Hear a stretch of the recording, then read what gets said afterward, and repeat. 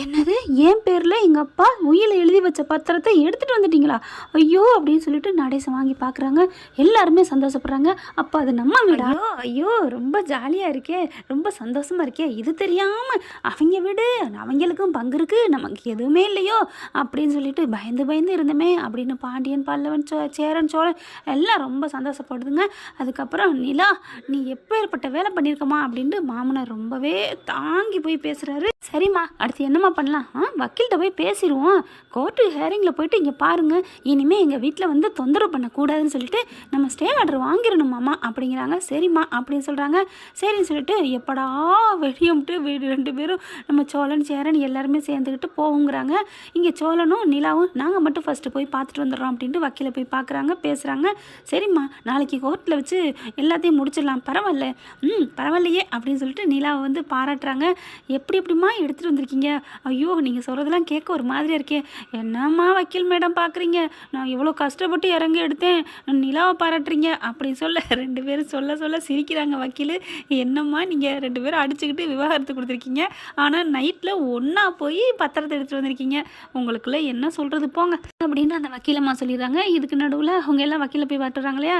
நம்ம சேரன் தலைவர் என்ன பண்ணுறாரு, உண்மை விரும்பி நலம் விரும்பி போயிட்டு பெரியப்பாக்கிட்டையும் அத்தைக்கிட்டையும் போய் பேசுகிறாங்க.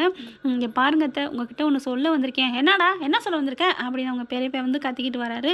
பெரியப்பா அது வந்து பெரியப்பா டே உங்ககிட்ட மரியாதை கொடுத்து இப்போ நிற்கிறதே நீ கொஞ்சம் நல்ல பையன் அப்படிங்கிறக்காக மட்டும்தான். என்ன சொல்ல வந்திருக்க சொல்கிறா அப்படின்னு சொல்ல, பெரியப்பா நீங்கள் பாருங்கள் பெரியப்பா, அந்த வீட்டில் பத்திரம் எங்கள் அப்பா பேருக்குத்தான் எங்கள் தாத்தா எழுதியிருக்காங்கிறது தெரிஞ்சிருச்சு பெரியப்பா, எல்லாமே எங்ககிட்ட இருக்குது பெரியப்பா அப்படின்னு சொல்ல, என்னடா சொல்கிற அப்படின்னு 2 பேருக்கும் கண்ணு 2 விரியுதுங்க அண்ணனு தங்கச்சிக்கு. ஆமாம் பெரியப்பா, எப்பட்றா இத்தனை நாள் இல்லாத எப்பட்றா அப்படிங்கல, அது எங்ககிட்ட தான் இருக்குது பெரியப்பா, ஏன்னா நைட் எடுத்து தெரியக்கூடாதுன்னு சொல்லி வச்சுருக்காங்க இல்லையா, நல்ல வேலை அந்த ஓட்டவை இதையும் சொல்லாமல் விட்டுச்சு. அதுக்கப்புறம் சரி நாங்கள் சீர் வைக்கலே நீங்கள் காமிச்சிருக்கலாமேடா, அது ஏதோ ஒரு ஞாபகத்தில் இருந்துட்டோம் பெரியப்பா, அதனால் கோர்ட்டு கேஸ்லாம் போக வேணாம் பெரியப்பா, நீங்கள் கேஸை வாபஸ் வாங்கிடுங்க, எங்களுக்குன்னு தாத்தா கொடுத்த வீடு, நாங்கள் அதில் இருந்துட்டு போகிறோம், ஏதோ பண்ணிக்கிட்டு நம்ம எல்லோரும் ஒன்றா சுமூகமாக சந்தோஷமாக ஒத்துமையாக இருப்போமே பெரியப்பா அப்படிங்கிறாங்க.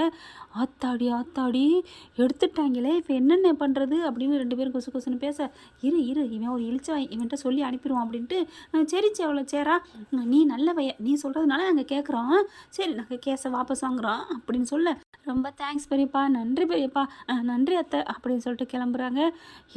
என்னம்மா இதை எப்படி விடுறது, நம்ம எப்படி விடுறது, இதை என்ன பண்ணலாம், பிளானை போயிட்டு ஹோட்டலில் போய் எடுத்துகிட்டு வந்துடுவோமா அந்த பத்திரத்தை.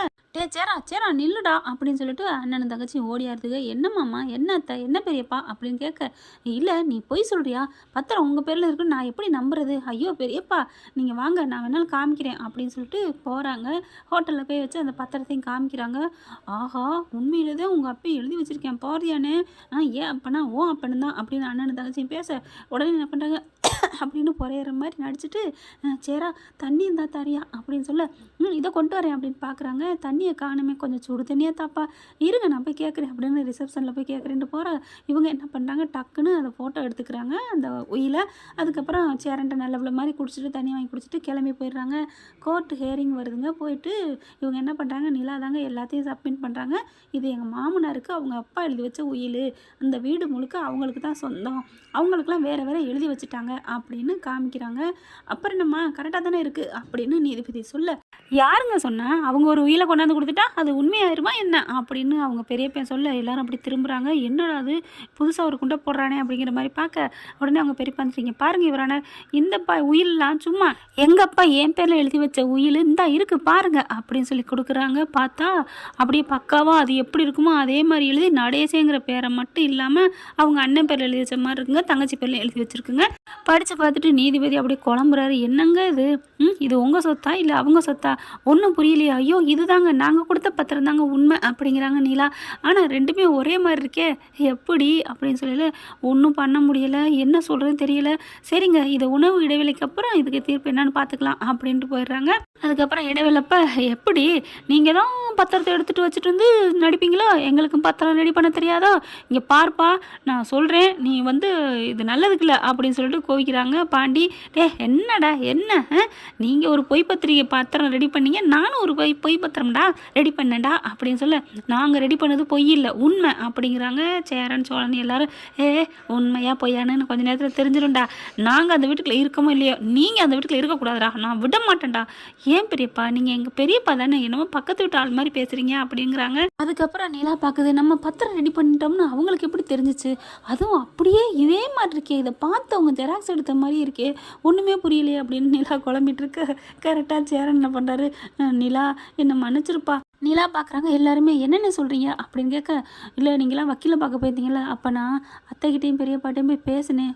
பெரியப்பாட்ட பேசுனீங்களா, என்ன பேசுகிறீங்க அப்படின்னு கேட்க, அது ஒன்றும் இல்லை, கேஸ் எல்லாம் போயிட்டு கோர்ட்டுக்கெலாம் போவேன்னா இப்போயே வாபஸ் வாங்கிக்கோங்க, இந்த பாருங்கள் எங்ககிட்ட பத்திரம்லாம் இருக்குன்னு சொல்லி காமிச்சிட்டேன் அப்படி சொல்ல, பாவி மனசா அப்படின்னு சோழன் மறுபடியும் அடிக்க போகிறாரு. நிலா வந்துட்டு, அறிவு இருக்கான்னு எத்தனை வாட்டி தானே உங்களை கேட்குறது, போச்சா இனி யாரும் முடிய வேண்டிய கேஸை இழுத்தடிச்சிட்டியே, ஏன்னே அப்படி கத்துறாங்க. நடேசன்னு, ஏன்டா இப்படி பண்ணுற, ஏன்டா நீ நல்லவனா இருடா, அநியாயத்துக்கு நல்லவனா இருக்கே, ஐயோ எப்படி இந்த உலகத்தில் நீ பொழைக்க போறேன்னு தெரியலையே. அப்பா நிலா, சோழா, நான் பண்ணது தப்பாடா. என்ன தப்பா, கேஸு கோர்ட்டு வரைக்கும் போய் இழுத்தடிக்க வேணாமே, ஒரே நாளில் முடிஞ்சிருமேன்னு நான் போய் சொன்னேன்டா. பண்ணுறதெல்லாம் பண்ணிட்டு அப்படியே ஒன்றும் தெரியாதப்பில்ல மாதிரி நட்டி அப்படின்னு சொல்லிட்டு சோழன் கத்துறாங்க. அப்படியே ஒரு மாதிரியாக இருக்காரு. நிலா வந்து சோழனை திட்டுறாங்க. சரி விடுங்க, அண்ணன் ஏதோ வெள்ளந்தியாக போய் சொல்லிச்சு, இப்போ என்ன பண்ணுறது ஒன்றும் புரியலையே, இப்போ கோர்ட்டை என்ன பண்ண போகிறோம், கண்டிப்பாக அவங்களுக்கு போகாது தீர்ப்பு சாதகமாக, ஆனால் நமக்கும் சாதகமாக அமையாது, வீடு அப்படியே கிடக்க போகுது. ஐயோ நான் கனவு கண்டுக்கிட்டு இருந்தேனே, இன்னைக்கு இங்கே போயிடுவோம்னு அப்படின்னு புலம்பி தள்ளுறாங்க நிலா சோழன் எல்லாருமே. நீதிபதி 2 பக்கெட்டும் அலசி ஆராய்ஞ்சி உணவு இடைவேளைக்கு அப்புறம் பேசி முடிக்கிறாங்க. இப்போ இந்த வீடு வந்து 2 பேருக்குமே சொந்தம்னு கொண்டாந்துருக்கீங்க பத்திரம், அதனால் 2 பேருக்குமே அது பங்கு அப்படின்னு சொல்லவும் முடியல. சீல் வச்சிரோது உறுதி தான், அதை வந்து ஓப்பன் பண்ண தேவையில்லை. என்னைக்கு யாருக்குன்னு முடிவு உறுதியாக தெரியுதோ அப்போதைக்குன்னு சொல்லையில் நிறுத்துங்க அப்படின்னு ஒரு குரல். யாருன்னு பார்த்தா கார்த்திகா பார்த்தோன்னா அப்படியே ஒரு மாதிரி ஆகுது. இவ எதுக்கு இங்கே வந்தா, ஏன் இங்கே ஏண்டி வந்தா அப்படிங்கல. நிறுத்துங்க அம்மா, நீ சும்மா இருமா அப்படின்ட்டு, நான் ஒரு விஷயம் சொல்லணும் இவரான. என்னம்மா சொல்லணும், எதாக இருந்தாலும் கூண்டில் வந்து சொல்லுமா அப்படிங்கிறாங்க.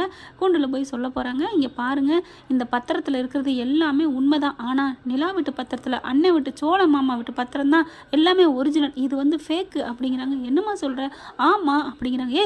நீ என்ன லூசாடி, என்னடி வந்து பேசிகிட்டு இருக்க அப்படின்னு பெரிய மாமனும் ஆத்தாவும் சொல்ல, அதெல்லாம் நான் லூஸாங்கிறது அப்புறம் பேசிக்கலாம், ஏம்மா நீ உனக்கு அறிவு இல்லையா அப்படின்னு கத்த. ஏம்மா இது கோர்ட்டுமா, நீ என்னம்மா அறிவு இருக்கா இல்லையான்னு இங்கே வந்து பேசிகிட்டு இருக்க அப்படின்னு கத்துறாங்க. அதுக்கப்புறம் மன்னிச்சுக்கோங்கய்யா அப்படிங்கிறாங்க. இப்போ எப்படி உங்கள் அம்மாவும் உங்கள் மாமாவும் கையில் வச்சுருக்க பத்திரம் பொய்ன்னு எப்படிம்மா எதை வச்சுமா சொல்கிற, இங்கே பாருங்க அப்படின்னு தன்னோட மொபைல் எடுத்து காமிக்கிறாங்க.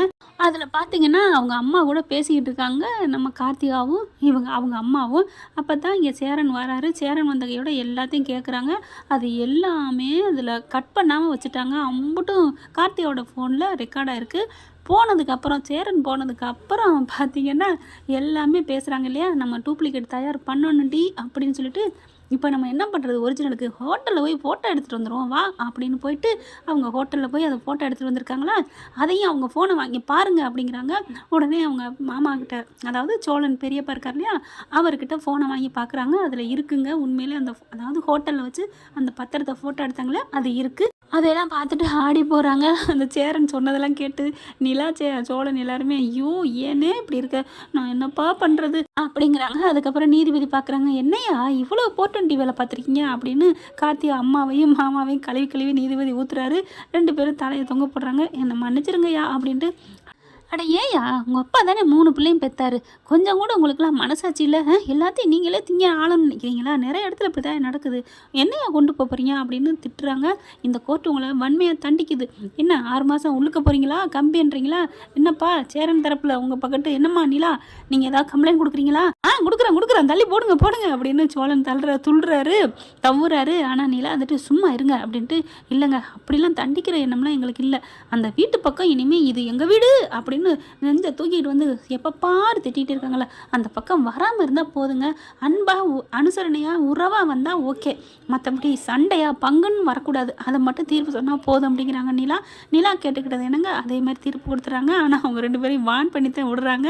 2 பேரும் முறுக்கிக்கிட்டு வருது. ஆத்தாலும் அண்ணனும் தங்கச்சியும் அப்படியே கார்த்திகா பிடிச்சி மொத்துன்னு மொத்துதுங்க. நிலாவை பார்த்து எல்லாரும் பாராட்டுறாங்க. பார்த்தீங்கன்னா நம்ம வானதியும் பாண்டியும் தான் வந்திருக்காங்க இல்லையா, பாத்தியாடி எங்கள் அண்ணி எப்படி பாரு அப்படிங்கிறாங்க. ரொம்ப பண்ணிட்டாங்க, அவங்கெல்லாம் ஃபேக்குங்க, நம்ம தாங்க ரியலு, நம்ம தாங்க ஒரிஜினல். நம்ம போய் எடுக்கலடி பத்திரத்தை அப்படின்னு சொல்கிறாரு.